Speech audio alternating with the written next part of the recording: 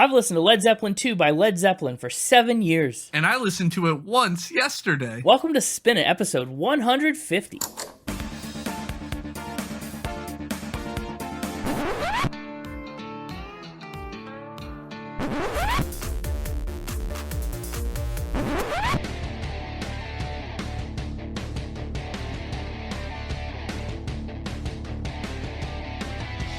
Hello, everybody, and welcome back to Spin It, the record-ranking podcast for people who would rather be listening to music. I'm James, and with me, my co-pilot, Connor. That's a Cocoa pilot, actually. Co-pilot? Yeah. Like a chocolate pilot? No, but after you said it, that's where my brain went too. I have been known to make a mean hot chocolate. Why can't we just be co-pilots? Oh, well, because we got the Mixtaper as well. I mean, I guess. He's got his own blimp. We're the ones piloting this Led Zeppelin. Everybody knows for every additional pilot, you add another co. Doesn't seem true about anything. Mm-hmm. We made it to 150. That's exciting. Are you excited? I am. We sure did. Tell me one favorite Spin It memory from the first 150. I guess 149, because you don't have a memory from this one yet. Well, I do. And my favorite memory from this one so far was the Cocoa joke. Good grief. Do you like me to list my favorite memory from every episode? No, just one out of all the previous 150. Okay, well then I guess I'll stick with the Cocoa. No. Oh, man. Favorite moment. We've had some good ones recently. We have. It's been fun. I think my favorite moment, though, goes to what has got to be the best callback mid-episode I've ever made. Yeah. Which was... What was my best callback? Oh, okay. You remember which one. If you were there, you'd know. No, I'm kidding. That was a joke. I just thought that'd be funny to say. The problem is, you forget so much I didn't realize it was a joke. I don't know. I missed the moon era. The moon era was fun. It's almost embarrassing to go back and listen to the Kid Cudi episode where we try and figure out how the moon works. I'm still not certain I've got it right, but... At this point, we're close enough. What's your favorite memory from the past 149 episodes? I don't know if I could pick a favorite. Wow, copping out. You wouldn't let me do that. No, well... I don't have, it's not an exclusive favorite, but I honestly really liked the Alan Jackson episode. It was very satisfying to me. The taste testing was fun. Factor Spin was a wild ride. You weren't even there for that one. No, I wasn't. That's true, but it was still interesting. Anyway, time for new memories. New memories. Listen, I don't live in the past. The future is now, old man. Right. What's the present, then? The past. Deep. If the future is now, then the present is the past. Well, my present to you this week is Led Zeppelin II. Oh, man. Electric Boogaloo! I think this is a fittingly reputable album for episode 150. You know, for episode 100, we had to go for Abbey Road and the Beatles. I was like, what's a good 150? An album that's going to be notable and remarkable and like a biggie, so to speak. I like to spread the really big ones out sometimes, you know? Sure. And I think Led Zeppelin 2 is a pretty biggie. Why can't we pull a Michael Jackson and just try to make every episode a biggie? Well, Oops, all biggies. I think every episode turns out to be a biggie. It's just that the albums I choose, I like to swing wide in everything. Genre, year, like we've done that since the beginning. Mm-hmm. But I think Led Zeppelin is a band whose reputation probably precedes them, right? I mean, you're quite the classic rock singles guy. Are you a Zeppelin guy? Surely these songs have crossed paths with you, or you've crossed paths with them. Not necessarily just Zeppelin 2, but any Led Zeppelin stuff, right? Oh, I know Led Zeppelin. Ooh, you've spoken with certainty. How much do you know? Well, what don't I know? I think you've developed a catchphrase. I think after all this time, I think you really have done it. What doesn't he know? Yeah. The answer is a whole heck of a lot. No, I know Led Zeppelin. I want to know, was that not good enough during the year of healing? What? Was that not good enough? Was what not good enough? Me. Who said that? What? Well, there's no Stairway to Heaven here, so I assume I wasn't good enough. You're not good enough to get a Stairway to Heaven? No. I guess where am I left? Because I don't have a Stairway to Heaven, and I didn't get a Highway to Hell either on our AC/DC episode. That's true. You get the Pathway to Purgatory. Dang. Kind of a downer for episode 150. Maybe.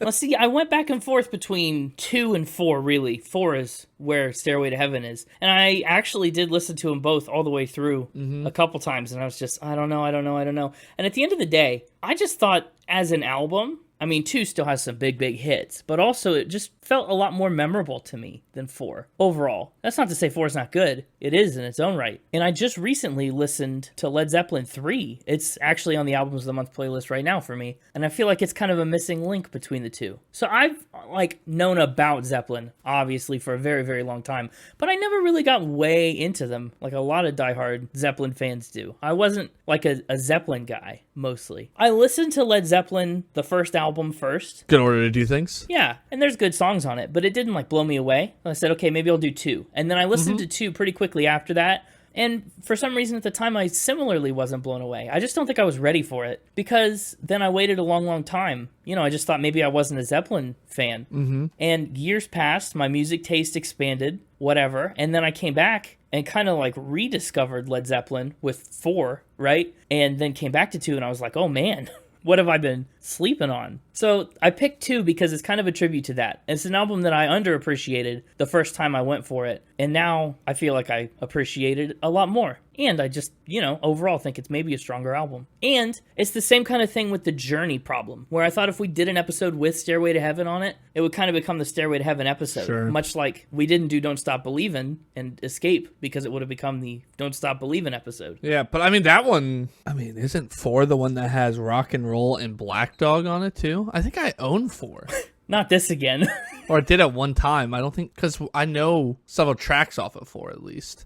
Yeah. That's where Stairway to Heaven is. That's where Black Dog is. Yeah. That's where Rock and Roll is, which is 3 of their biggest songs. It's true. Is that the one that has the immigrant song? Or no, that's 3. That's 3. I've had this same kind of conversation with a lot of people. A lot of friends have been like, what Zeppelin album is this hit song on? And we can't ever figure it out whether it's 1, 2, 3, 4. Which number does this one belong to?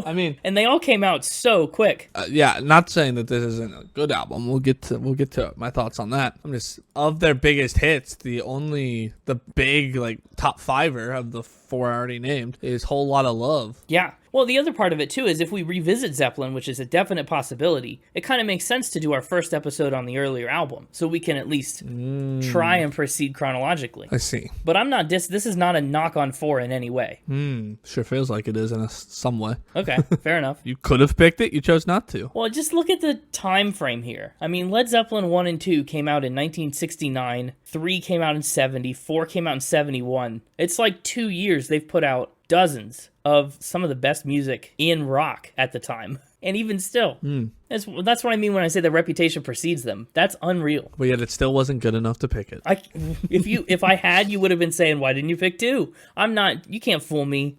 I knew this was inevitable. You don't know hey, you don't know me. I'm unknowable. Yeah, but I feel 150 episodes in, I kind of do.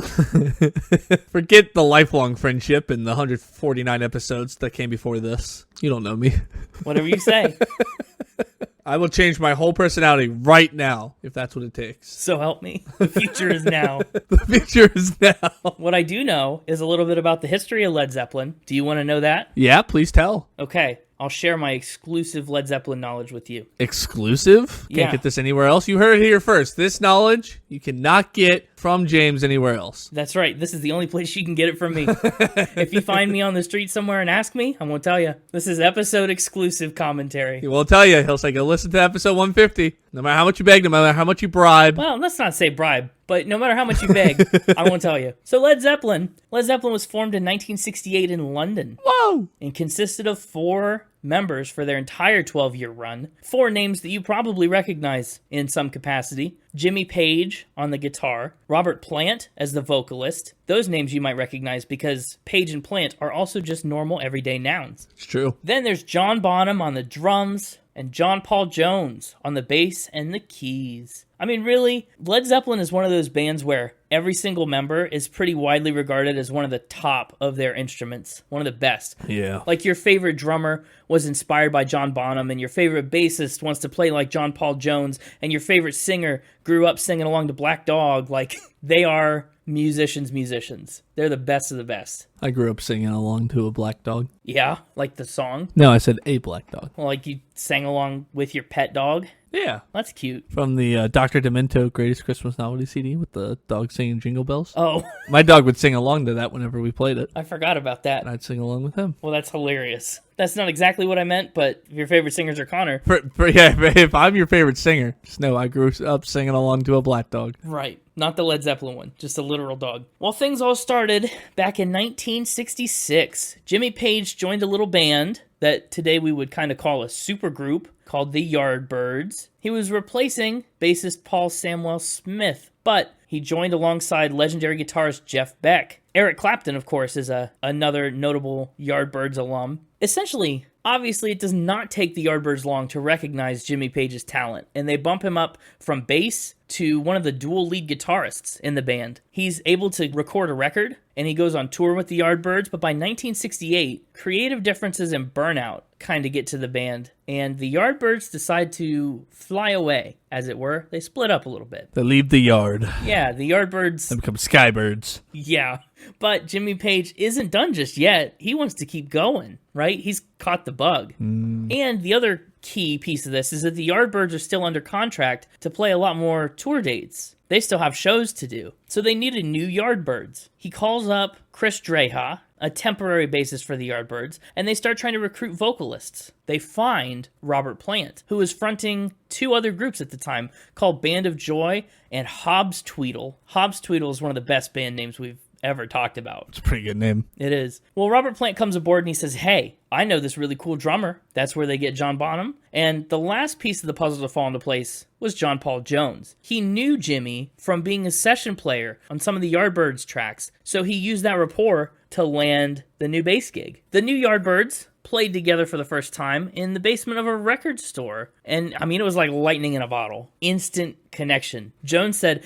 as soon as I heard John Bonham play, I knew this was going to be great. We locked together as a team immediately. And so they finished off that last leg of the Yardbirds tour. It went so well, in fact, that they decided to not just stop there. Yeah, don't just stop there. No, but wait, there's more. Whoa! Yeah, they took 9 days after the tour. They cut an entire album. Page even fronted the bill by himself. He believed in this band so much that he just paid outright for an album. But they quickly found out they would need to make a few changes because they got a nice little cease and desist from the Yardbirds. Turns out they were only allowed to be the new Yardbirds on that tour. So they need something else. Gotta rename. Hobbs Tweedle's taken, Yardbirds is off the table. What do we do? Well, the band's name actually came from speculation that there was going to be a proposed supergroup with Jimmy Page, Jeff Beck, Keith Moon, and John Entwistle from The Who. People speculated that that supergroup would come to be, but they also said that that supergroup would not be very successful. They said the group would flop and go down like a lead balloon. Whoa. I know. I've always wanted one of those. A lead balloon? Yeah. Or a supergroup with Jeff Beck, Jimmy Page, Keith Moon, and John Entwistle. Well, I mean, if I can't have a lead balloon, I'll settle for the supergroup, but prefer the lead balloon. I mean, it's just going to sit on your floor. I've never seen one. People reference them all the time.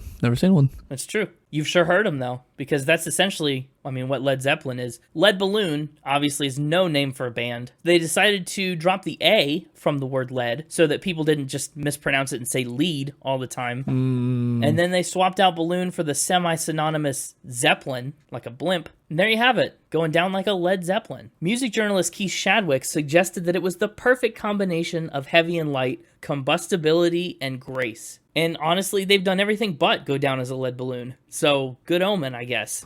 Yeah. They've kind of risen above, literally, the Led Zeppelin. They managed to secure a $143,000 recording contract, which is worth more than $1.2 million today, with Atlantic Records. At the time, that was the biggest new deal a band had ever signed. And they signed it sight unseen. The label was just like, you know what, we need more British prog bands. They never met the band, they never saw them. They just said, you want $1.2 million? Here you go, essentially. And Zeppelin was like, thanks, we'll take it. It was a pretty hands-off contract, too. Led Zeppelin was able to choose their album release schedule, their tour dates. They pretty much had unbridled creative freedom in their music, which was awesome. I mean, that's the kind of stuff you can only dream about. All that led, pun very much intended, to their self-titled first album, which came out in America on January 12th, 1969. It shot right up to number 10 on the US charts. In the UK, it came out 2 months later and went to number 6. Critics, I mean, retrospectively, right?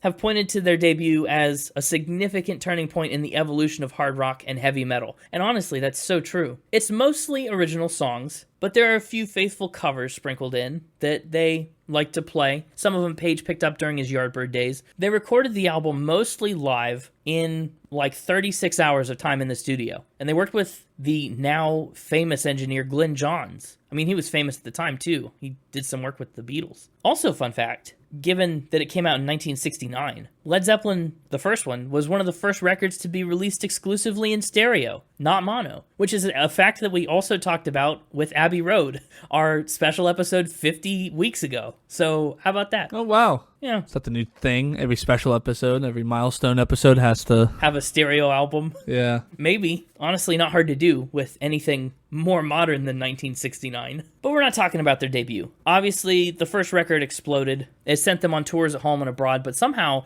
within the same year, they still found time to record a follow-up album, Led Zeppelin II. Probably one of the most lazily titled albums ever, if I'm honest. Good enough to get your pick. Yeah.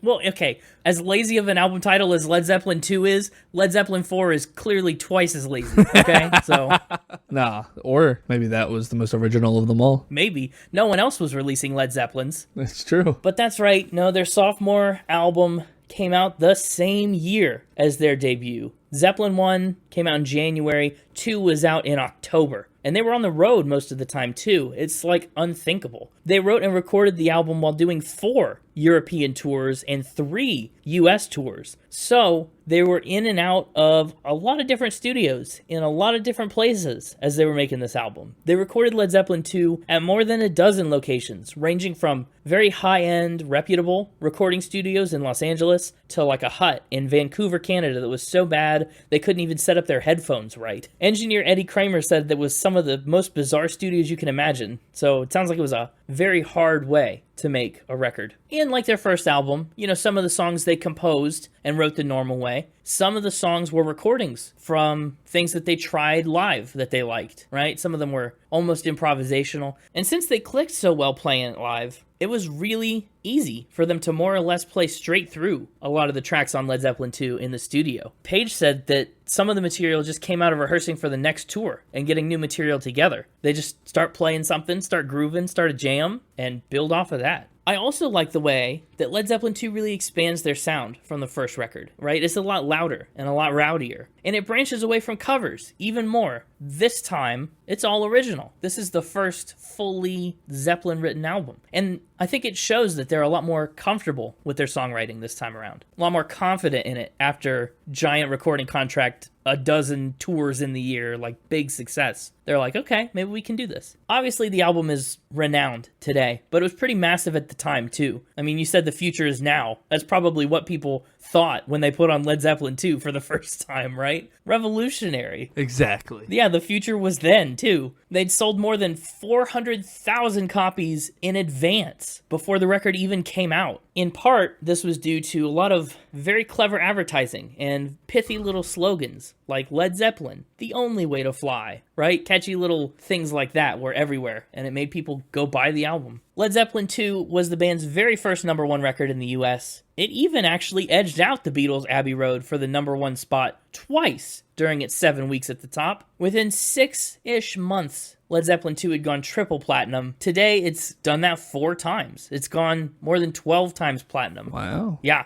it's one of the best-selling records of all time in America. In the UK, it was also on the charts for 138 weeks, 2.5 years, almost the entire length of Spin It.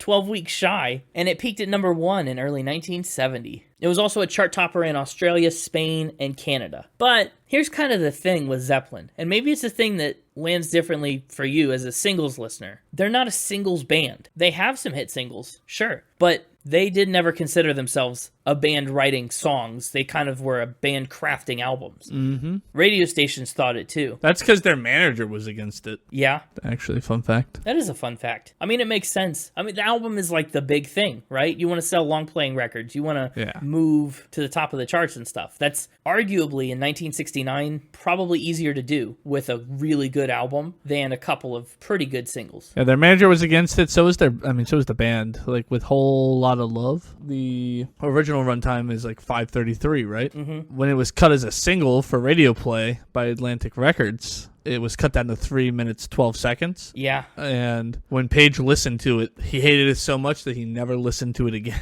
Yeah, right. Awful. And most of what gets cut, I think, is some of the most impressive stuff on the album. It's like the heart and the soul. It's the guitar solos, and some of the most memorable moments as an album listener get lost. In fact, the UK version of Whole Lotta Love, when it was released as a single, they had more control over their music over in the UK, I guess. And so they were able to keep it at 4 minutes and 50 seconds. Only had to lose about 40 seconds of the song. Yeah, and that's just the thing of it. You know, radio stations definitely did not take as kindly to Led Zeppelin, right? You get, you know, some album-oriented radio stations. Those play some Zeppelin songs. Sometimes they play multiples back-to-back or like a full side. But most radio stations that were playing like pop music and hit songs and stuff, they weren't reaching for Led Zeppelin. I do think it's cool that they did it and that they thought like that. It feels backwards to what it is today, right? Where singles are kind of the thing now. That's what's in. And the album is sometimes, for some people, secondary. Obviously, the music industry is a lot bigger and way different now than it was then. But yeah, this is different. But it wasn't just radio stations that were kind of struggling with the lack of radio-friendly music. Critics also wrestled with it. I think largely because it was so new and so different. It's heavy, it's strange. Critics kind of said all the tracks were too similar. Someone said it was like just one especially heavy song extended over the space of two whole sides. Which, yeah, okay. I mean, maybe that was close to my opinion the first time I listened to one of their albums, too. But obviously, opinions have since come around. Now you'd be hard-pressed to find someone reputable that's rating the record like less than 4 stars. I don't know. Hindsight's 2020. The future's now, but we know about the past. Yeah, but we don't look at it. If we did, it'd be 2020. It's true. More modern critics have pinpointed Led Zeppelin II as the musical starting point for heavy metal, which is sweet, actually. I just love looking at how genres evolve and expand over time. And this is like a keystone record for so many other subsets of music that I really like. Also, fun tidbit, this record got a big remaster and reissue in 2014 that put it back on the charts. So, Led Zeppelin II has charted in our lifetime. Wow. Yeah, so they put out 2. And as you can imagine, with 2 records in a year to kickstart their career, they wasted no time getting to work on their 3rd record. You guessed it, Led Zeppelin III. Jimmy Page and Robert Plant holed up together in a little Welsh cottage to write it, and it's a very different flavor for their sound. It sounds like a lot of it was written in a little Welsh cottage, you know? Yeah. It's different. It's gentler. It's more acoustic. It's something they'd work even more heavily into Led Zeppelin IV, which is, of course, the home to Stairway to Heaven. Fun fact about Stairway to Heaven, it was the single most requested song on rock radio for the entire decade of the 1970s, which is hard to believe because that's an especially unfriendly to radio kind of song. Like it is now because it's Stairway to Heaven, but just in its construction, I don't know. By the early 1970s, Zeppelin's living large. They get into a lot of shenanigans that the Mixtaper might tell us about. I don't know too much. You know, the Rockstar clothes, the private jet that they dubbed the Starship, the hotel room destroying, the sex, drugs, rock and roll. They kind of became the world's most eminent rock band. Then they went on to do Houses of the Holy. They set up their own swan song record label and put out their only double album, Physical Graffiti, which is ironically where you can find the song Houses of the Holy, and of course Kashmir, both some of their biggest all-time songs. When they put out Physical Graffiti, every other Zeppelin album to that point re-entered the Billboard 200. They also played 5 sold-out nights at London's biggest arena. In 1975, Robert Plant and his wife were hurt in a car crash, and the band had to stop touring for a while. So they said, okay, well, let's take all this time, write a lot of music for another album. Their 7th record, Presence, came out a little later. People kind of started rumors, there were rumblings that it was like the beginning of the end for Led Zeppelin. During that time, Robert Plant's young son died, further kind of straining the situation. And after their 9th and what ended up being final record, In Through the Outdoor, came out in late 1978, the band was getting ready to go on another North American tour, their first actually since 1977. But unfortunately, John Bonham spent a day consuming alcohol very heavily, like 4 quadruple vodkas with breakfast, kind of heavily. And after the band helped put him to bed after their rehearsal that night, they found him dead the next afternoon of asphyxiation after vomiting in his sleep. He had the equivalent of 40 vodka shots in his system. Yeah. I mean, when I say heavy, I mean heavier than you've ever heard of, really. Yeah. So the band canceled their upcoming tour, and they issued a statement. They said, "We wish it to be known that the loss of our dear friend and the deep sense of undivided harmony felt by ourselves and our manager have led us to decide that we could not continue as we were." And that was the end. The remaining members would go on to pursue various solo and group endeavors throughout the years. There's been some lingering tension between them two as the years have gone on, but mostly, at worst, they've kind of been begrudgingly cordial. And in 2021, actually, the three members agreed to participate in the creation of a documentary film for the very first time, which I believe exists now, but I'm not 100% sure. So that's their story. That's Led Zeppelin. As for awards and accolades, man, what can you say? I think their biggest accolade, really, is so intangible. It's just the way that they're still practically a household name. 44 years after their career ended, almost 5 decades after they've released their last song, everybody knows Led Zeppelin. Everybody talks about Led Zeppelin. Everyone wears Led Zeppelin t-shirts. They've been such an influence and an inspiration to so many musicians and fans alike. In total, they've got 23 major awards on 25 nominations. They don't miss much. They have a 1995 AMA International Artist Award, a 2008 GQ Outstanding Achievement Award, only 1 Grammy on 3 nominations. They were nominated for Best New Artist in 1970, where they lost out to Crosby, Stills, and Nash, and their win came in 2014 for Best Rock Album with their concert film Celebration Day. So both, I said they had 23 awards on 25 nominations. Both losses are from Grammys, which I thought was interesting. They also earned an Ivor Novello Award for Outstanding Contribution to British Music in 1977, and their Lifetime Achievement Award 20 years later in 1997. President Obama presented them with the Kennedy Center Honors in 2012, and they've also received a lot of major nods from various music publications, rock radio, and more. They were inducted into the Rock and Roll Hall of Fame by Aerosmith in 1995, and they made it into the UK Music Hall of Fame in 2006. Oh, Aerosmith inducted Led Zeppelin? Yeah. Arrow is like air? Oh, like air. Oh. Yeah. Look at you. You're onto something, maybe. Nothing gets past me. Nothing. I guess not. Now it's time to see, though, if anything could get past me as we bring out the Mixtaper for almost the 150th round of Factor Spin. I mean, there are a couple episodes we haven't played, but for all intents and purposes, this is Factor Spin 150. Yeah. I'm afraid. I'm so scared. I mean, between you and me, the Mixtaper is a blimp guy, right? He flies a blimp. He flies an how's he pronounce it? I don't even know how he pronounces it. Airship, yeah. Yeah, that's it. He calls it the airship, but it's a blimp. I don't know. Are blimps and zeppelins the same thing? Yeah. I feel like they're not. I'm going to Google that. Okay, so zeppelins and blimps are 2 different types of airships. Oh! Zeppelins are rigid, and they use an internal framework. Blimps are non-rigid, and they rely on air pressure. So blimps are more like balloons. Zeppelins are frames that you fill with air. Yeah, and apparently blimps are normally rounder and shaped more like a balloon, whereas zeppelins are more cigar-shaped. Right, which makes sense if it's got a framework, a rigid frame. Zeppelins can travel over longer distances than blimps. Also, do you know that there's only like 25 blimps left in operation? Yeah, I know, right? Yeah. Blimps are so rare. It's wild. Which is wild that we use them for like sporting events. Well, what else are you going to use them for? I don't know. Fair enough. I can't believe the Mixtaper has one. I know. They're so rare. I hope the people that he maybe stole it from don't want it back. Anyway, let's get him in here. Let's see how we do. Hey, it's me, the Mixtaper. Hello, Mixtaper. Welcome back for the 150th episode. How you feeling? Pretty good. Yeah, I feel like I've got a bit of a kindred spirit thing going on with this week's artists. Well, Connor and I just learned, I hate to break it to you, maybe not as kindred as you thought. Blimps and Zeppelins are different. Yeah, but we're part of the same family. We see each other at the reunions. Led Blimp. What a lame band name Led Blimp would be. Better than a tin blimp. Is that like a hint to your fact or something? That is a hint to my first fact, yeah.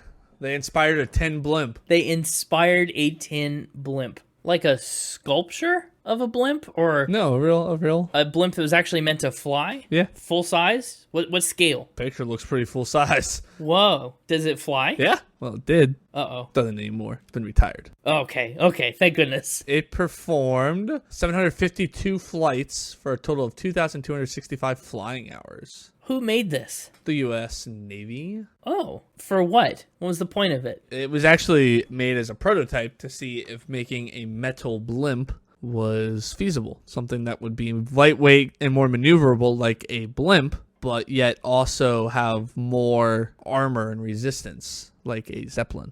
I see. Boy, that's a really interesting thing that you just said, because we just had to look up whether they were different. Connor and I did. You might have already known. I already knew. Connor didn't know. Connor had to look it up. I did my research. Sure. So it clearly worked a little bit. Was it a success? I mean, yeah, it was a success in the sense that it confounded all the skeptics and completed 752 flights for a total of 2,265 flying hours. Yeah, right. But was that what they were going for? Have they made more? Is the project being pursued, or are they done with it? No. Okay. I don't believe they're currently making more. I think it seems like they've gone away from Blimp. The Navy's moved on to other airships. Oh, interesting. Well, is there any other way that Led Zeppelin inspired this other than being, a name? Like, did the Navy do anything special because it was Led Zeppelin inspired? No, I don't think so. In this article, it just talks about how the designer who came up with it got the idea because he was a big Led Zeppelin fan. So that's really all Led Zeppelin had anything to do with it. Okay, good. I'm just trying to make sure I know what the fact about them and how this is all connected. They inspire... See, I told you they inspired everybody, but they inspire a Navy blimp engineer. Yeah, I guess. He says, let's do it. The Navy does it. So the question is, do I think that there's been a flying tin blimp? Feel free to ask more questions about the blimp. I have a surprising amount of detail about the blimp. Whether that makes you believe it more or less. I'm sure. How long is it? No idea. No. Okay, I'm not surprised. No. With a length of 149 feet. That's a full-size blimp. Yeah, you're right. Would you like to know its diameter? Sure. 53 feet, which for those playing along at home is an internal capacity of 202,200 cubic feet. Whoa. And had a useful lift of 750 pounds. 750 pounds? Yeah, is what it could hold. That seems incredibly light. Well, it's a blimp. I mean, yeah, I know, but... And a metal one at that. I mean, you put 5 people on it and it's going down. Fair enough. You put Led Zeppelin in it and it's going down. It did say many in the Navy expressed skepticism of the idea of tin blimps. Even its first commanding officer expressed reluctance to fly the ship. Nonetheless, it confounded the skeptics by completing 752 flights for a total of 2,265 flying hours. Yeah, you said the hours thing a lot. Yeah, we know. Sorry, we just keep coming back to that part of the article. So, I mean, it weighs a lot, right? How much does it weigh? Because that reduces its useful weight a ton. Probably not a literal ton, but maybe? I don't know. That number's not in here. Wow, of all the numbers. Mm-hmm. Anyway, I think it's a real blimp. And, I mean, it seems like kind of a lowball thing to say Led Zeppelin inspired it. Maybe they didn't inspire it. Maybe the Navy just wanted a metal blimp. When did they make this? 1976. Seems to be when the maiden voyage was. That's a decent year. Okay. I think that counts as inspiring territory then. Yeah. I'll say this is a fact. I'm going to say there's a real, not Led Zeppelin, but tin blimp. Here is a picture of it. Yeah, so the blimp is real. Yeah. But and this photograph was taken in 1935. Yeah. Making this yeah, the year was... spin. I knew the inspired thing. The tin blimp was so believable. I mean, that clearly was true and legit. I could totally understand. But I guess... U.S. Naval Airship USS ZMC-2. One of history's most unique lighter-than-air crafts. I should have known, because of course they stopped seriously pursuing blimps after, like, the Hindenburg. Yeah.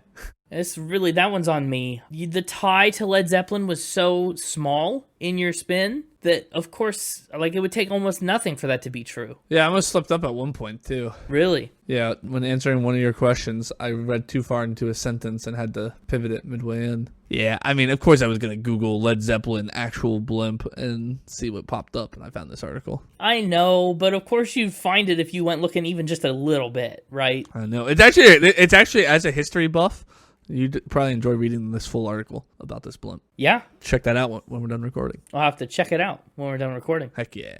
That's okay. You know what? That's in the past now. It's in the past. The future's future is now. The future's now. Did you know they had a different name?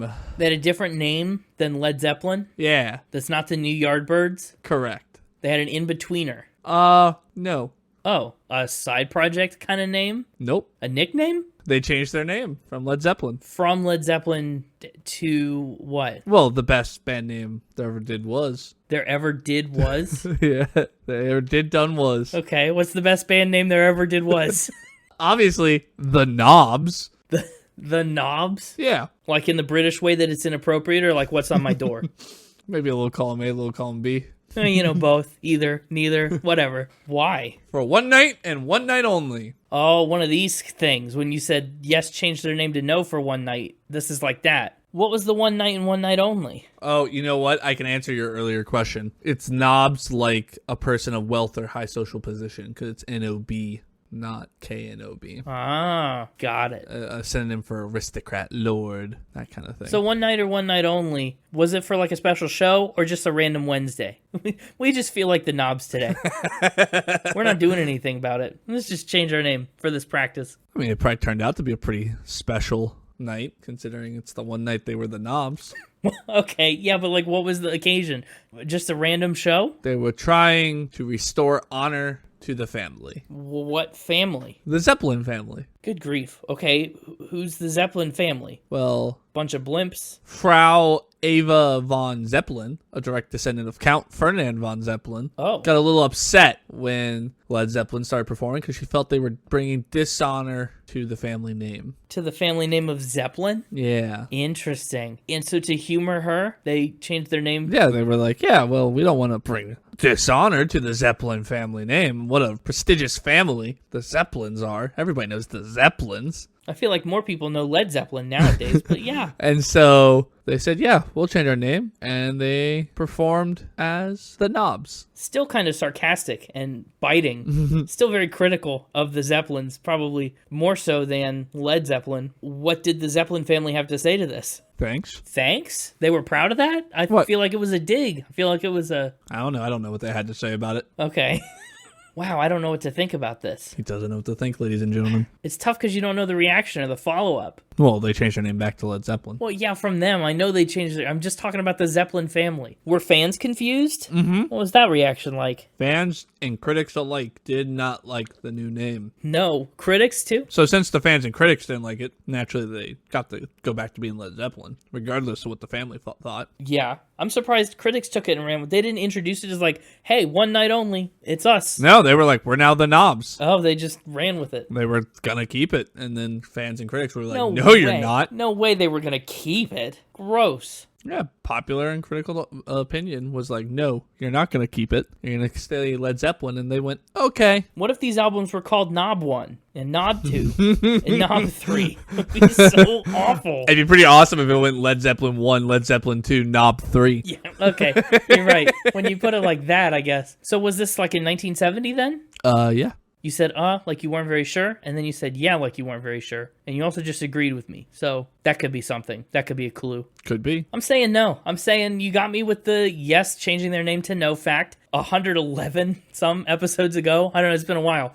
I don't want to fall for that again. Maybe the Zeppelin family did something or said something, but I don't think they changed their name for one night legitimately. I bet it was a joke if they did it at all. I don't think this is true. Spin on the Nobs. Spin on the Nobs. Naturally, I had to Google everything I could about the history of Zeppelin. Came across Frau Eva von Zeppelin, and I know, and that worries me too. her being a direct descendant of Count Ferdinand von Zeppelin, It worries me that you're not saying spin yet. and how she was alive in 1970 when the band was touring, I'm sure she was. and how I know if somebody bringing dishonor to my last name, I might be a little upset about it. Demand they change it. Well, you might be, but would she be? I don't even think she'd consider it dishonorable. Well, she did. This is a true fact. What? No way. This is true? Yeah, she demanded the group change their name, and she got her wish on February 28th, 1970, when the band performed as the Nobs in Copenhagen. Oh my gosh. Both due to popular and critical opinion, the band changed their name back to Led Zeppelin once more for the very next show and every show thereafter. But they fully intended to keep it? Yeah, as far as I can tell. Yeah. Wow. Shoot. Wow, that sucks. That's awful. I was honestly a little worried that somehow you knew this, like this was on Wikipedia or something, when you said, was this in 1970? No, that's because you just named Led Zeppelin I, Led Zeppelin II, Knob 3, and Led Zeppelin III came out in 1970. Oh, that was such a coincidence. I was so panicked. Like, my eyes went so big there. Because, yeah, I thought for sure you were going to be like, so this is 1970? I was going to be like, yeah. That's why I was like, yeah. And then I thought you were going to be like, on February 28th? And I was going to be like, shoot. Oh, wouldn't that have blown your mind? Thought I'd been played, but instead I played you. Yeah. But don't worry, the future is now. I hope so. They recorded an album from wheelchairs. Well, that's interesting. Did they use wheelchairs because they needed wheelchairs? Not all of them. Okay, which of them? Plant. Robert Plant. So when you say they recorded an album from wheelchairs, you really just mean Robert Plant recorded from a wheelchair. No, I mean they. That really? They all did it with him? Yeah. Got it. When does this happen? During the recording of their album, Presence. Presence. Okay. I'm just checking your timelines here. After the car crash. Is it because of the car crash? Yeah. So obviously, Plant doesn't have a choice. What's everyone else doing? Why do they all get wheelchairs and record with him? To make him feel better. Okay, like a solidarity kind of thing? Yeah, he was really self-conscious about the wheelchair and tried not to use it. But it says here that he couldn't get the hang of crutches. He tried to use them in the studio and took a fall. No, it'd be pretty tricky, I'd bet. He was self-conscious about the wheelchair. And so, in an act of solidarity, they all got wheelchairs. Sure. Now for him, I mean, he's the vocalist. So his instrument is unaffected by a wheelchair, except like maybe his posture, I guess. I don't know. Everyone else, I mean, you're sitting behind a drum kit, you're holding the guitar. That could kind of get in the way. Was it different? Did they have to adjust? Yeah, I don't know. Like, I'm thinking, like, certain instruments, it's going to be harder than others to play from a wheelchair. I really don't know much about the actual process, just that they did this. For the whole album? Well, over the course of the 18 days it took to record the album. So for the whole album, yeah. I would assume. I mean, I don't know how far into the recording it took for him to, like, fall and then go back to using the wheelchair and for them to, I don't have those details. Okay. This story takes place over the 18 days it took to record Presence. Interesting. They also had several wheelchair Olympics competitions. I see. Who was the best Olympian? I don't know. Oh. I guess I would say Paige, because in reference to Paige, it says, he was like an Olympic athlete, Plant exclaimed. I'd never seen him go so fast in my life. So I would say Paige was the best, if that's the one Plant felt the need to shout out. Was an Olympic athlete? Yeah. What a weird quote. That's bizarre. I wish I had more context for whatever that quote was. I'm going to say this is a spin. So this is a spin. Yeah, I think, I mean, if Robert Plant was in that bad of a car crash, and I mean, he was, yeah, maybe he did it from a wheelchair. I don't know about everybody. I don't know about this Olympics thing. If you're talking about how you did wheelchair Olympics, why would your quote start out with, he was like an Olympic athlete? Well, because obviously that comparison's already being made. I don't know. I mean, that's just what the article says. Like, what? I'm just saying. I'm just laying out my thought process. Fair enough. I'm not sure about it. If it makes you feel any better, one way or another. The fact was that they all recorded the album in the wheelchair. The Olympic athlete bit is usually what I would have saved for post-fact. Okay. If that makes you feel any better. I'm not basing the trueness of the fact off of the Olympics part, if that really threw you. But don't let that change your answer if you don't want it to. It kind of did throw me. I'm not going to change my answer, though. Okay. I think the fact that you needed to clarify maybe is indicative that I'm on the right track. I don't know. Maybe not. It's fine. I've clarified several times. Yeah, I know. It doesn't really mean anything. Sticking with spin, though? Locking that in? Oh, yeah, I'll lock in spin. Okay. This is a spin. Oh, good. Okay, that's great. I knew it. I thought maybe I was already had you kind of lost. I was losing you already, so I threw the Olympics thing in there to try to add a little credibility to it. In the sense of like, oh, why would he talk about this thing that sounds ridiculous if like he has this other weird tangent story about the wheelchairs? So the wheelchair thing's probably true. Instead, the quote is in regard to Paige, who ran from the control room to pick up Plant when he failed the attempt to move on crutches in the studio. Oh, okay. Relevant. And so he ran to help pick him up, and he said he was like an Olympic athlete. I'd never seen him move so fast in my life. That quote was exactly kind of what unzipped the whole thing for me. Yeah. It was your undoing. Yeah, I went too far. I felt like I was losing you at the end of what I was originally just going to give you. So I was like, how can I try to put this over the edge? But yeah, Plant did record the album from the wheelchair. So that part's true too. That's cool. That's a tidbit. I think the other thing is if you had known about the Olympics thing from the beginning, you would have just made that into the fact and the album would have been the secondary thing. Fair enough, I might have. That's some logic I can get behind. Sometimes you have some logic that I'm like, that didn't make sense. But that one, I'll give you, because I definitely would have made that the fact. Yeah, thank you. Sometimes it's one step farther. But now, for the 50-50. The final ramp of 150. On episode 150. 50-50 for 150? Of course we have to, right? 150-50? Well, that's all on you, buddy. I have no control here. In a certain sense, yes, but in another sense, you have all the control. Jimmy Page owns ghost detecting equipment. Oh, no. Well, shoot. I don't even know how to begin describing this fact to everyone that's just tuning in for the first time this episode. Or maybe even like the 7th or 8th time this episode and just has never heard this before. This fact about ghost detecting equipment first showed up on episode 42, a long, long time ago. Gabrielle Aplin. Over 100 episodes ago at this point. Yeah, we tripled. Wow. Think about how many times we doubled, though.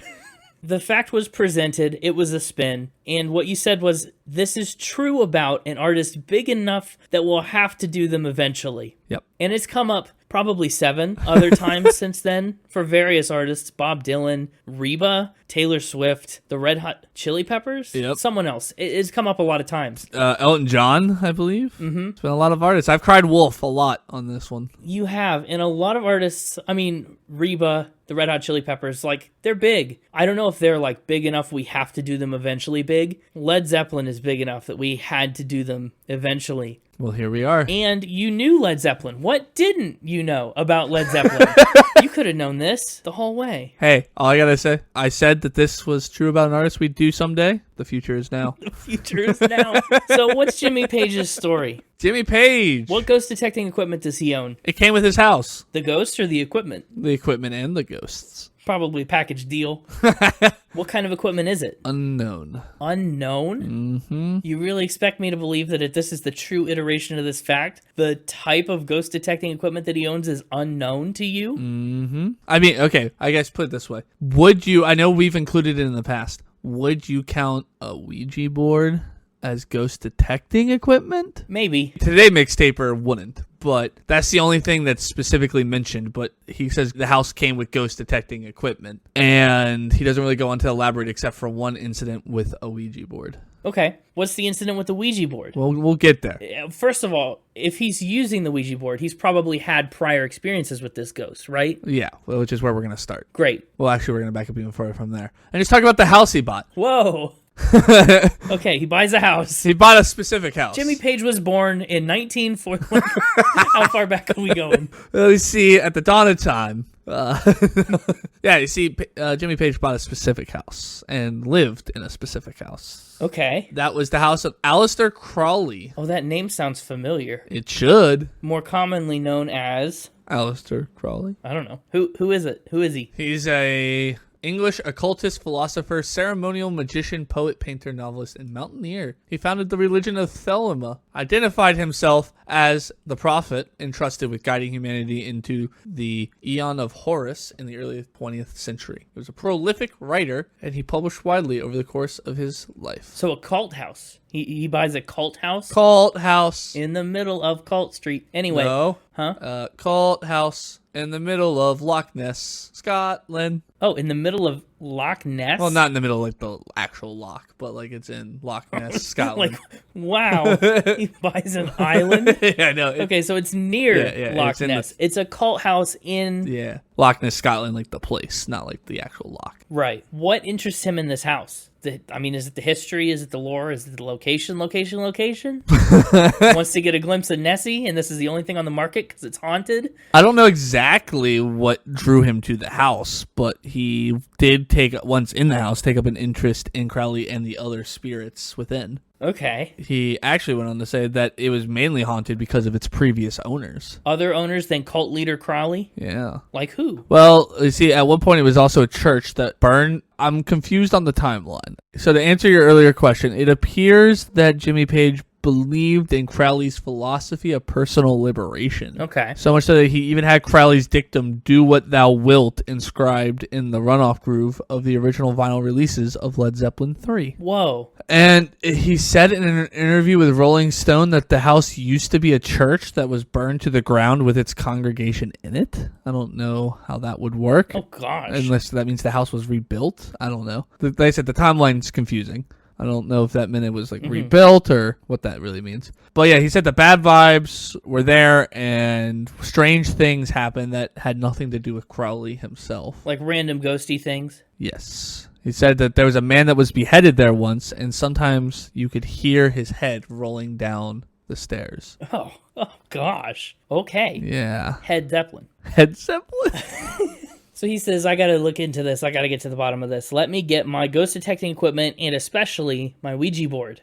Yeah. So the ghost detecting equipment came with the house from previous owners who had it, probably also investigating their own strange happenings and head rollings. Right. And yes, it says he told Rolling Stone that he tried to use the Ouija board, but didn't get any results. It didn't really do anything, which is partly why I didn't really mention it when you asked what kind of ghost detecting equipment. But here we are. So that's kind of the fact. He owned Aleister Crowley's former home. He loved the dude.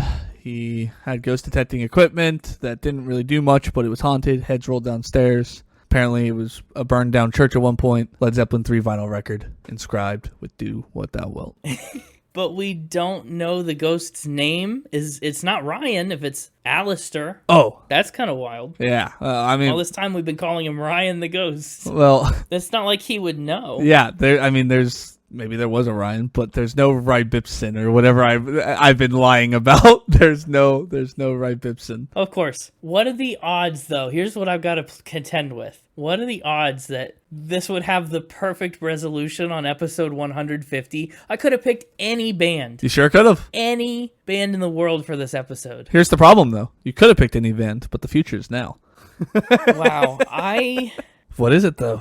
Did you hit the lottery with the odds? Or am a crime wolf yet again? I'm going to have to put my chips all in on this one. I don't know what that means. I think Led Zeppelin is the perfect threshold of band that would be big enough we'd have to do. That you'd feel confident enough to introduce this fact before they were even a blip on our radar. A blimp? A 10 blimp on our before radar? Before they were even a blimp on our radar. A Zeppelin on our radar.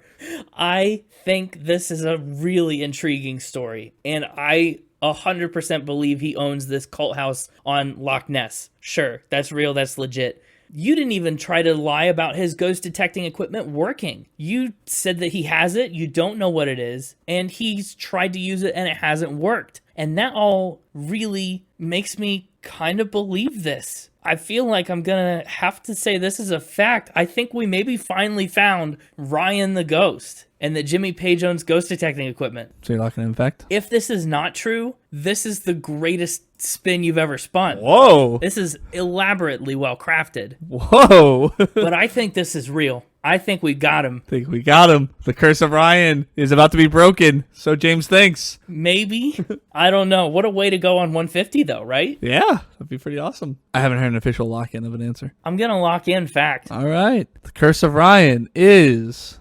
not broken. This is a spin. No way. This is a spin.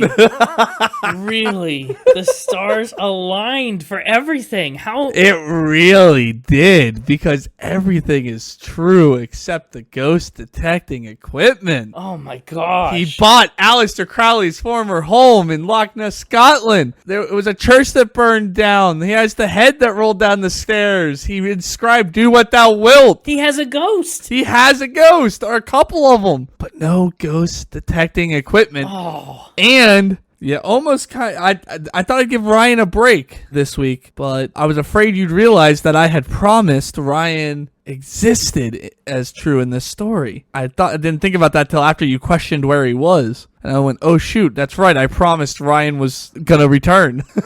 That's a good point. I thought I busted myself, and then you were like, the lack of Ryan makes me believe it more. I guess you're right. I forgot. It's been so long that time is on your side. Oh. And I totally forgot that Ryan the Ghost is an essential part of the fact. Yes. His name gets spelled differently depending on the iteration, but Ryan is indeed true. Sometimes he's a dog. Sometimes his name has a lot of extra letters, but Ryan is a true part of the fact. Wow, but it's still out there. it was too coincidental. It was too perfect. I mean, being 150 was another thing I was worried about. I was like, but I mean, how could I not? I mean, with all this crew information, how could I not say this was ghost detecting? He literally lived in a haunted house. Of course I had to bring up ghost detecting. Yeah, it doesn't get much closer to true than that. Yeah. Well, there we are. We were supposed to have a 50-50. But Ryan got you again. The bane of your existence, Ryan. Yeah. Wow. That was diabolical. The future is still in the future for Ryan.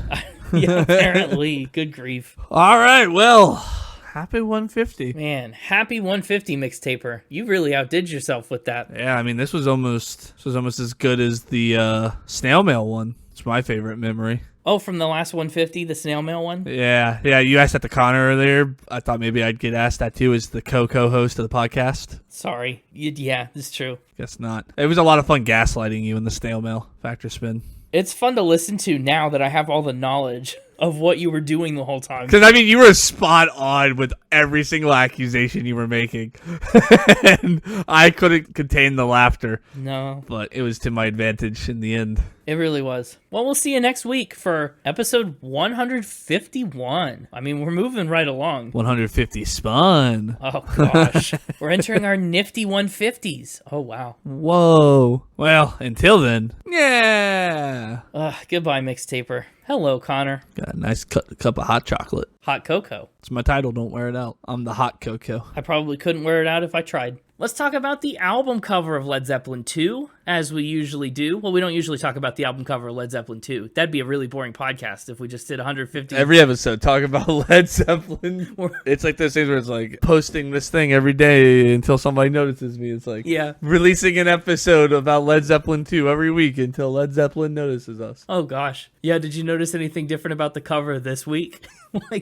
Yeah, this time I counted all the clouds of smoke in the background. There's exactly 24. No, it's the first time we're talking about the Led Zeppelin II album art, but you get the idea. Anyway, David Juniper designed the album art. He basically went up to the band and said, hey, give me an idea. You know, their first album has like a blimp on it, a Zeppelin, sorry. Get it right. And they're like, how can we keep that theme going, but differently? So the band found this photo of the German Air Force during World War I, and he did a little alteration to the picture. He turned 4 of these airmen into the band by swapping out their heads. Wow. Then he gave some of them hair and sunglasses. He did a few other little facial replacements, and voila, Led Zeppelin II. Oh. And of course they did have to include another silhouette of a blimp going down, just like their first album. So Led Zeppelin II got the nickname the Brown Bomber. What do you think? How's it land? Pretty meh. Meh? Whoa. The Brown Bomber is bombing. I like the cool info you just told me about it, but Yeah. I now want to take the band and Photoshop back on the original heads. I mean, the picture of the original people is out there. It's too much work. So I'd like to do it, not that I was gonna do it. Fair enough. I really like the way that it messes with space. Like, the photo obviously looks like it started out as a rectangle, right? Sure. But if you follow the left edge, you get to the blimp, and it protrudes way out to the left. And if you, the Zeppelin. How dare you? Get it right. Good grief. That's you told me that? The Mixtaper told me that? It's gonna mess me up. I know, I told you that. Wait, no, you told me that. You're right. Sometimes I get you two confused. I'm sorry. He sounds nothing like me. Anyway, right. Well, then you stay on the hard edge on the right side, right? But then the smoke kind of protrudes beyond the scope of where that rectangle would be. And you can follow it up around and it kind of cuts in. I really like how they're playing with edges on the album cover and how the smoke kind of rolls over their name up there. There's a lot of like dimension to it. It's kind of neat. Neato. Not very colorful, but neat. Without further ado, let's get into the 9 tracks that make up Led Zeppelin II, or Led Zeppelin II, if you want to. I got a whole lot of love for this first track. I got a whole lot of love for the first track, too. Wow. That first track, Whole Lotta Love. That's what I have for it. And it's called Whole Lotta Love. Easily the most popular song on this album, I think. Yeah. Just very well known. 500 million Spotify streams, although it's decades older than Spotify. So not really the most accurate of metrics. That just shows how popular it still is. Exactly. Jimmy Page wrote the opening riff for Whole Lotta Love on a houseboat. That's a fun little trivia tidbit. How often do you hear about houseboats? Didn't the Mixtaper bring a fact about a houseboat once? He brought a fact about a McDonald's boat once. Oh, yeah, the McBarge. That's what it was. House houseboats. But I don't think a houseboat. They sound way cooler than they probably are. Yeah. I think a houseboat sounds like the ultimate form of living, and then it's nowhere near it. Yeah, I think you're probably right. At least it was inspiring. John Paul Jones speculated that riff that starts off Whole Lotta Love was inspired by an improvised version of Dazed and Confused. Let's see. It bears some similarity. What do you think of Whole Lotta Love? Probably one you knew before? Absolutely. I thought so. The middle, a bit rough. What part are you considering the middle bit? It's a little chaotic in there. That's kind of more the experimental side of it coming through. But the song part of it is pretty great. Pretty nifty. It is. I just like, even at the beginning, how we start that riff on the guitar, and then the next time through we use a bass, and the next time through we add the vocals, and then the next time through we add the drums. Like, there's a very good build into the record. Yeah. The guitar part at the 3-minute-ish mark, somewhere in there. That part I like a lot. It's a good guitar solo. Oh, yeah. It's excellent. Actually, about that guitar solo, Jimmy Page talked about it. He said, I used distant miking to get that rhythm guitar tone, and I'd heard that distance makes depth, which in turn gives you a fatter sound. The amp was turned up very high, and it was distorting, is what he said. He said, I also used a depressed wah-wah pedal on the solo, as I did on Communication Breakdown. It gets you a really raucous sound. It's wah-wahing because it's depressed. Yeah, the wah-wah pedal is back. But not like depressed like that. Not depressed like sad. Depressed like he put his foot down on it. He pressed the D. I don't have a good... I'm depressing my keyboard right now. You're going to make it sad. I'm just pressing its D key. I'm depressing. Oh, depressing. Yeah. Nice. Clever. Very funny. One of the other interesting elements to this track that happens on that solo, but also in a lot of other places, is backwards echo. What do you think backwards echo is? Well, it's an echo that's been recorded and then played backwards. Close, but not quite. The echo is played forwards, but what they did, so the reason they did this is because when Jimmy Page was screaming his vocals, right, on this song, they were bleeding through onto other instrumental tracks and other mics. So, he sings into his microphone, but you can still hear it on the drum track or whatever. And they said, okay, well, that's not great. How do we fix this? So they add a bunch of saturated echo sounds. So what they do is they put the echo first before you hear his voice. That's what backwards echo is. You know how normal echo is you yell something and it echoes back. Backwards echo is where it echoes at you and then it happens. Ah, makes sense. I actually didn't know that happened on this song. I didn't know that's what it was called. Yeah, and if you know about it, when you listen to it, you can really hear it. And it's kind of nifty, kind of cool to hear that echo effect before you hear the thing. Yeah, I did call it a nifty song at the beginning. Right, and you were correct. Whole Lotta Love was released as a single in November of 1969 with Living Loving Maid, She's Just a Woman, as its B-side. It topped the charts in Australia and West Germany because it was 1969 and Germany was split in half. And it ended up in the top 5 in Austria, Belgium, Canada, Denmark, Finland, the Netherlands, New Zealand, Spain, Switzerland, and the United States. Very big worldwide hit. In the US, it peaked at number 4 and would be their only top 10 single here, but it stayed on the Hot 100 for 15 weeks. By 2004, though, it earned the respect that it arguably deserves. Rolling Stone ranked Whole Lotta Love the 75th greatest song of all time, and VH1 called it the 3rd greatest hard rock song of all time. Wow. I know. It's not often you get to write the 75th greatest song of all time. I've got penciled in for next week. You're gonna, yeah, just sometime next Wednesday-ish.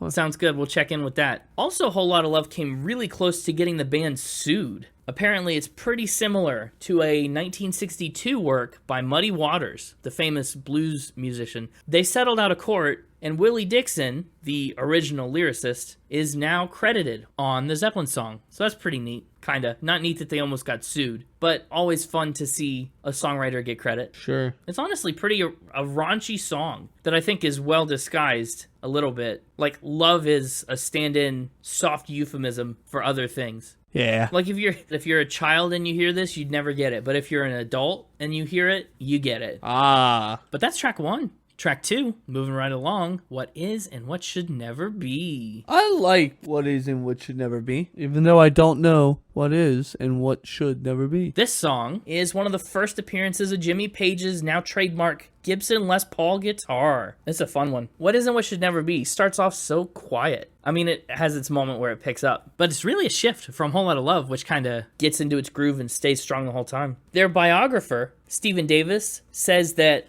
What Is and What Should Never Be is about a romance between Robert Plant and his wife's younger sister. Oh. And that's, evident in the name of the song. That's what is and what should never be. It's actually one of Robert Plant's first writing credits. And what a way to start out with a bang. Yeah, that's wild. Yeah, it is. So what is his wife, and what should never be is his wife's younger sister. I suppose. It's either that or what is the romance that's between them, right? This connection that they have. And what should never be is them doing anything about it. Oh. Like it is, but it shouldn't be. I feel like the it is the same it. I see. But yeah, it's definitely a valid interpretation for the it to be different things. Some good guitar work on this one. Absolutely. Actually, I found a little quote from Rick Rubin, who commented on the song's production, just as an admirer. He didn't work on this song. He has no involvement. He's just a fan, and as an admirer of the track, who knows what he's talking about. He said, the descending riff of What Is and What Should Never Be is amazing. It's like a bow is being drawn back, and then it releases. The rhythm of the vocals is almost like a rap. It's insane. One of their most psychedelic songs. I think it's easy to miss once you get into the chorus kind of part, but the wind won't blow. You really should go. Like, that is hard to tell the psychedelia of it, but the verses, absolutely. You can hear it in the way that they produce it, with the panning and the phasing effects, the way it moves from ear to ear. Yeah, I love a good ear-to-ear effect. I bring that up all the time. It's true. Ooh, say something right now, and I'll move it from ear to ear for the audience, so they can understand what we're talking about and know what to listen for. Hey, audience, the future is now. Perfect. And they heard that going in one ear and out the other. I also really love the vocal parts on this. Robert Plant's a great singer, but they're all great singers. They do some nice harmonies in there that really add to the atmosphere of what is and what should never be. I burned myself at work today. Really? That started like a Johnny Cash song. I burned myself today. What'd you do? Hot chocolate too hot? Hot cocoa too advanced? Yeah.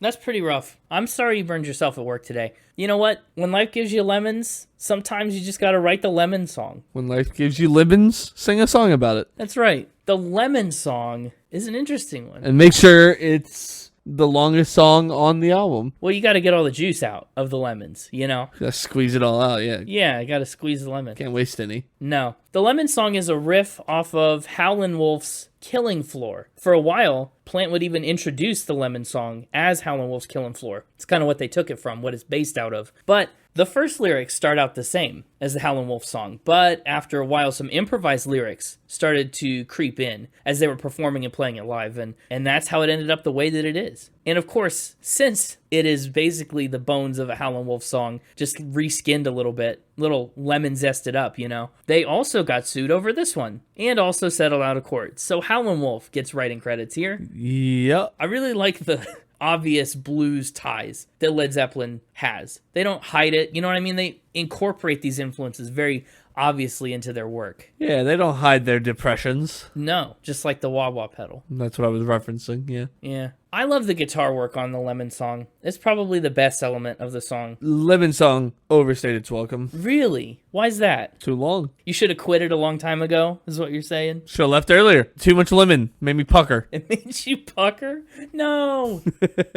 I like it. I guess it is a little long, but I guess I've never really thought about how long it is when I'm listening to it, because it's so, I'm in it, you know what I mean? I'm in the moment. The future was then. I don't really know why they started calling it the Lemon song, other than a dubious bit of lyrics they've added to the third verse. About lemons, absolutely just about lemons. He's talking like he's a lemon, and he says, squeeze me, right? Like he's the lemon. It's another euphemistic kind of metaphor. Another AC/DC style singing a song about sex but can't say sex or don't want to say sex, so we're going to say lemon. We don't want to say what the part is, so we'll substitute a lemon. Oh. What about at 1:30 though, where it kicks up faster? Feels like the throttle opens up a lot more. The song changes. The whole dynamic of the song changes right around then, and I love the way it's so fluid and going back and forth between sections. Yeah, that was good. But still puckered. The whole song was too long. I don't know what I would trim off, but something's got to go. I wouldn't make it shorter, but I would make it shorter. I didn't say I wouldn't. I just said I don't know how I would, but I definitely would. Fair enough. There have been 6-minute, 20-second songs that you've liked. Yeah, This one wasn't one of them. I guess not. I don't know. I think it's a pretty rockin' song. I think one track that clearly hints at the direction Led Zeppelin's heading as a band is Thank You. Yeah, I liked Thank You a lot. Yeah. Did you know, by the way, did you know the Lemon song before? No. Did you know Thank You before? Yeah. Oh, you did? Okay. That's fun. Thank You kind of opens with this light, airy 12-string guitar, which I love. It's such an iconic sound for Zeppelin that they explore a lot more in their Welsh cabin kind of songs on Led Zeppelin III and Stairway to Heaven. A lot of stuff on Led Zeppelin IV is more acoustic, Going to California. Like, this feels like kind of a stepping stone towards all that on Thank You. The song also features a Hammond organ played by John Paul Jones. Man, it's just such a beautiful song. Lyrically, I think one of their strongest on the album. Yeah, I would say probably the strongest. Whoa, bold claim. It's a concept we've talked about a lot, kinda, just in other frames of view. I would still love you if the sun stopped shining. When mountains crumble to the sea, there will still be you and me. Like, I'll love you till the end of time, till all this other stuff stops. I can't even tell you how many times we've encountered that premise in songs. Yeah. But Led Zeppelin still finds a way to make it sound probably more beautiful than it has for most of the others, and definitely still very unique. Little drops of rain whisper the pain. Tears of love's lost in the days gone by. Pretty special. Pretty special. Critics called Thank You mellow and well-balanced, which I think is fair. That's a fair assessment. It ended up on Rolling Stone's list of the best Led Zeppelin songs of all time at number 29, which is pretty high up. It also makes a lot of top giving thanks song lists every November, maybe a little predictably. People like this as a Thanksgiving song, which is funny because it never really says thank you. It just says thanks to you, it will be done, which isn't the same as thanking someone. I don't know. Which is what you say to your father when he's almost done with the turkey. Thanks to you, the turkey will be done. It will be done. Yeah. It's not a very Thanksgiving-y song. I don't see the appeal about November. It's just called Thank You. That's a low-hanging fruit. But it is a great song, and I do think it's one of their best. 29 is a little ambitious. I'll have to go find the full list and see what's above it. That's like right on the cusp of where I think maybe this should go. I don't know. Interesting. Yeah. It's also a long song for as few lyrics as there are. It's another one where they kind of just blow it up instrumentally. Yeah, but this one didn't overstay its welcome. No puckering. No, because it's so flowy and mellow and well-balanced. It's nice just to take the foot off the gas a little bit, you know, and just kind of float. It feels like we've had the foot on the gas from Whole Lotta Love till now, and Thank You, we're just kind of floating. Yeah. The first three tracks were the Lead. This track is the Zeppelin. And that ends side one of the record. Thank You is the last track. Already? Mm-hmm. Then you flip the record over. All right, hang on. Let me flip over. You don't have to flip over. Oh. I mean, if you want to, you can. I've flipped over. Okay. And at the start of side two, we get Heartbreaker. Heartbreaker. I was listening to it the other day to get ready for this episode, and I think Heartbreaker is the kind of song that when you hear it, it like changes your life. Maybe you don't know that it did, but it did. Okay. That's just something about it. That riff, the way that it opens, the crack of the drums, the weird time signature, like it just gets to you in a way that like is unique. I was much more familiar with this side of the album. Yeah, I do believe that, and actually me too. Which is interesting, isn't it? Usually, I think it would be front-loaded, but... Yeah, normally I feel like the back side of the album is not normally maybe the more popular side. Maybe they did it on purpose. I mean, as a band that's focused on creating albums, right? Where that's their goal and their ambition, to make an album that's kind of a full work. If they had you puckering on the first half, maybe they put singles on the back. True. Or like more upbeat stuff to kind of be sweet after the pucker. Maybe. Which ones did you know? Well, I knew this one, and I'll point out the rest of them as we get to them. Oh, okay. Yeah, I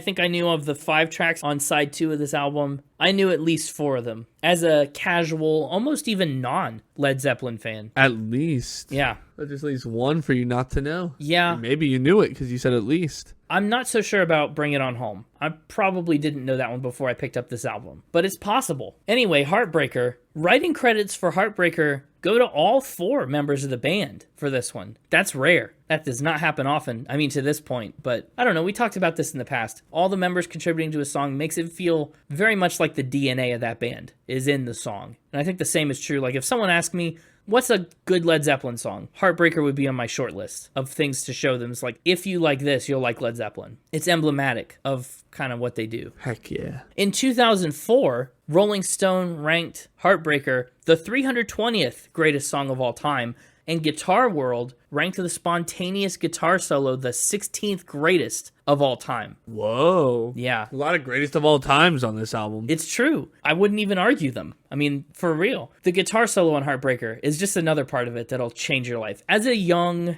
guitar player, this would have blown my mind. And it still does, even now. As a not so young guitar player. Yeah, as an older guitar. Well, I'm still young. The future is now. The guitar solo on this song is so great, it is what inspired Eddie Van Halen to develop his signature tapping technique. So this song birthed a lot of heavy metal after it. I mean, the wake of the solo on Heartbreaker is tremendous. Van Halen said, I got the idea of tapping watching Jimmy Page do his Heartbreaker solo back in 1971. He was doing a pull-off to an open string, and I thought, wait a minute, open string, pull-off. I can do that, but what if I use my finger as the nut and move it around? I just kind of took it and ran with it. And now we have Van Halen. Heck yeah. And, I mean, every heavy metal band ever taps now. It's so impressive, but it's got its origins right here on Heartbreaker. They actually recorded the guitar solo in a different studio altogether because they wanted it to have a distinct, different sound from the rest of the instruments. And boy, does it ever stand out. Heartbreaker is also one of the only two songs, alongside Communication Breakdown from Led Zeppelin I, that the band played constantly on tour. Never left the set list.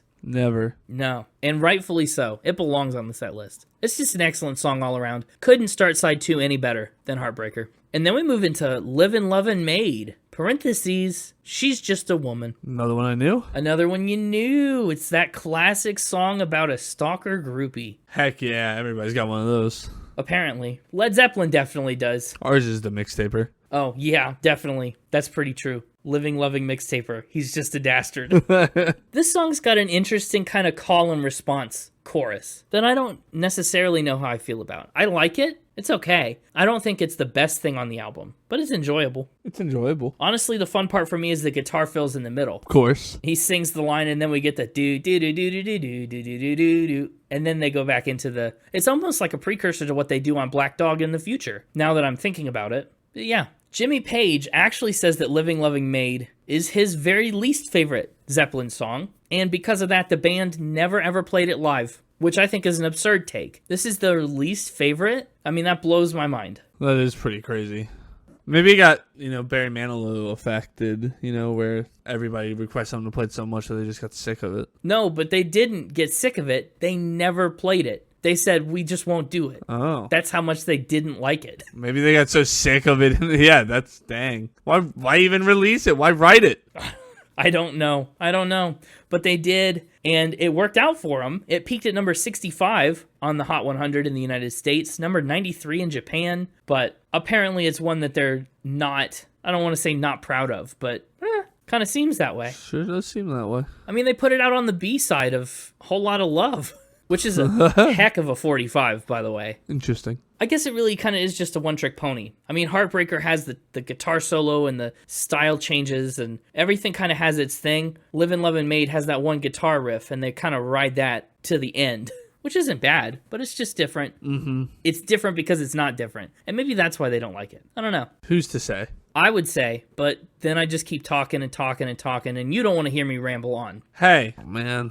What, did I steal a good transition from you? Yeah. You can do yours now, too. No, it's not gonna be the same. It's episode 150. This is like a tribute to all the times that we did so bad with our transitions. I was gonna be like, hey, is it time to move on to the next track? And then you'd be like, yeah, I guess. And I'd be like, okay, I didn't want to keep rambling on. Yours was better, as usual. Thank you. Oh no, he's depressed. Oh, sorry. Yeah, I was pushing down on the D key again. My bad. Yeah, that's better. Ramble On is up next, track number 7. I think, if I'm not wrong, it's the first of several Zeppelin tracks inspired by Lord of the Rings and J.R.R. Tolkien. Yeah. They do it a lot more in the future. Songs like The Battle of Evermore and Misty Mountain Hop, bear resemblance to Lord of the Rings just in the titles. But Ramble On, it's a little more hidden because you have to actually listen to the song to get that. Ramble On is the second biggest song on this album by the lingering Spotify plays. Is it one that you knew? Yep. Sure is.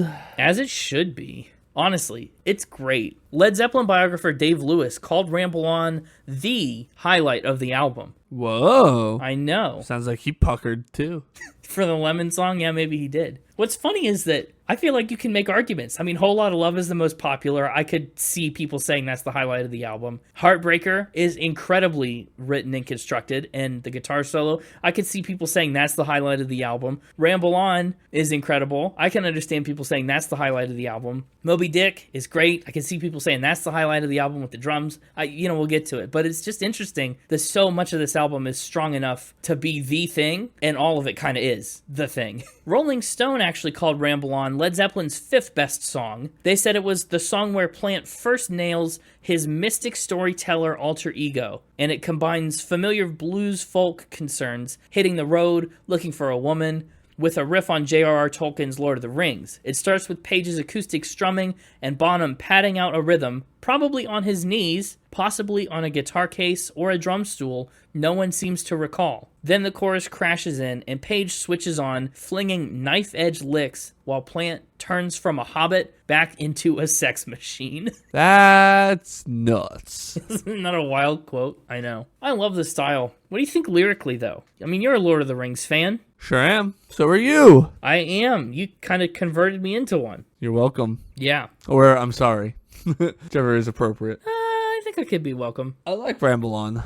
I'll be honest, I think it blindsides you with its Lord of the Rings-ness. Yeah. I mean, if you know it's about Lord of the Rings, the whole thing sounds very like, oh, leaves are falling all around. It's like, oh, Lothlorien it's so nice. The autumn moon lights my way. I smell the rain. Like, it's just naturey and outdoorsy. I'm going around the world. I gotta find my girl. Obviously, not even a reference to Lord of the Rings. Just, that's the folk bluesy things happening. Unless your girl is Mordor. Maybe. I've been on this way 10 years. You're like, oh, he's going to find a queen. No time for spreading roots. And we just go and go and go, telling no lie. Magic filled the air. And then all of a sudden, like, blindsided late in the song, 3 minutes in, 'twas in the darkest depths of Mordor I met a girl. Gollum and the evil one crept up and slipped away with her. And you're like, what? Gollum? What? Where'd that come from? Where'd he come from? That's exactly how it feels. Great song, great vibes. Definitely sneaks in the Lord of the Rings thing. Sneaky little hobbitses. Yeah, that's what he is. That's what Robert Plant is. Sneaky little hobbit. Ramble On never got a physical single release, but it charted once a digital version became available, which is weird because that was obviously a long time later. They never played the whole song live until 2007, which feels very late. Yeah. Maybe they put all these songs on the back half of the album because they didn't like them. They never wanted to play them. They didn't want us to listen to them. I don't know. But that's Ramble On. Hey, name a whale. Any whale that you can think of. Any whale? Any whale at all. The one from Finding Nemo. That's not naming it. That's just saying one. Oh. Name a whale. How about Old Tom? Old Tom? What whale is that? Obviously the second most famous whale of all time. Is he? Yeah. Is that a whale name you just made up? No. Who's Old Tom the whale? Well, Tom the whale was this whale that in the 1920s off Australia's southeastern coast, Old Tom was an orca, and Old Tom and his fellow pod members developed a sort of working friendship with local whalers, helping them by herding, trapping, and even killing migrant baleen whales in the local bay. Look, you could have gone The with... whalers would then finish off the whales and give Tom and his fellow orcas the tongues and lips to eat. That's horrible. In an arrangement that became known as the Law of the Tongue. Good grief. Tom also reportedly protected crew members who fell overboard, circling them to ward off the area's numerous sharks. You could have said Free Willy. You could have said Monstro, the one from Pinocchio. Yeah. You could have said the one I was really just kind of hoping you'd say and make it easy, but you didn't. Well, let me just tell you, Old Tom, he's a classic. Yeah, I guess so. Old Tom. He's got a lot less skin than I thought. Well, he's dead. Clearly. Anyway, the most famous of whales, probably that you're thinking of when I said that, Moby Dick. That's the 8th track on the album, and an iconic instrumental. Did you know Moby Dick was based on a real whale? Yes, I did know that. And a real whaling ship called the Essex. Do you know what the real whale's name was? Actually, I don't, but I don't know if you do. Mocha Dick. I don't... Really? M-O-C-H-A. Mocha. Interesting. I wonder why Herman Melville changed it. Of course, then you got Shamu. Probably the third most famous whale. Yeah, we're not naming whales anymore. That game, you ruined that game. Oh, what about the exploding whale? No, we're done with the game. We've named all the whales. The exploding whale was in 1970 a dead sperm whale that washed ashore in Florence, Oregon. Yeah, I know, and they blew it up, and it went everywhere. Yeah. It's awful. Yeah. I want to talk about Moby Dick, the song, not the whale. You sure you don't want to talk about Humphrey? Yes. One of the most famous The humpbacks in song history? is You don't want to talk about Humphrey? Oh, man. Anyway, it's an instrumental. You like instrumentals. What about this instrumental? The album's lone lyricless track. It was pretty funky, pretty groovy. Yeah. Was this a track you had prior knowledge of? Sure was not. Really? This is one that I knew. Well, aren't you cool? A local AM radio station growing up uses this as their, like, intro music for one of their shows. I heard it a lot. Oh, really? Yeah. Wait, I actually think I know that. You're right. They do, don't they? Yeah, so you do know this song. Look at me teaching you about your own level of knowledge. I didn't know I knew this song, but I guess I did. I kind of got Lil Wayne affected right there. Yeah, you did. It's been here your whole life. Honestly, I think Moby Dick is the most drum soloing we've heard since Duke Ellington's Skin Deep, probably. And probably the most drum soloing we're going to hear for a while. Listen to that. The drums are pretty nuts. Yeah, the whole song was built around that drum solo. Jimmy Page walked in on John Bonham improvising on his drums, just playing stuff, and he said, okay, I can do this. And he picked up his guitar, cranked out that guitar part that goes over top of it. Now, it's a long solo as it is, right? The whole song is 4 minutes and 20 seconds, and probably the better part of 3 minutes in the middle is just drums. But they actually had to cut it down significantly for the final track. It used to be significantly longer than it is now. Huh. And I know we just went into all the whale things, right? But other working titles for the track include things like Over the Top and Pat's Delight. Pat was John Bonham's wife, so he was Pat's Delight. It was like a little play on words. Really one of the greatest rock instrumentals of all time, I think. Not too hard to stake that claim. Yeah, I can't think of too many others that could... Yeah, I'll allow that. I won't refute that. Yeah. It was also a concert staple for the band. Another one that, I mean, maybe not never left the set list, like Communication Breakdown and Heartbreaker, but it got played a lot, all the way from 1968 up through 1977. After 1977, they never played it again. They just kind of hard cut it out of the set list then. Wow. But for a good 9 years there, they loved it. When Bonham would play it, the rest of them would just go off stage and, like, take a break for a long time while he held down the fort. Legend has it that a lot of times when he would play it, John Bonham would frequently break his drumsticks, and the show must go on, right? The future's now. And he would have to switch to playing with his hands. Even when his hands started to bleed, he would play his way through Moby Dick. Bloody drums. That'd be awful, because, I mean, you hit those and you're like you'd be flinging blood everywhere. Right, just like Phil Collins on his one little audition for George Harrison. Yeah. All things must pass. It would be hard. It'd be awful. And he was a real trooper, a true drummer, and he did it. And then we get to Bring It On Home with Bring It On Home. Wrapping up the album kind of like we started it, with another Willie Dixon songwriting credit and another lawsuit.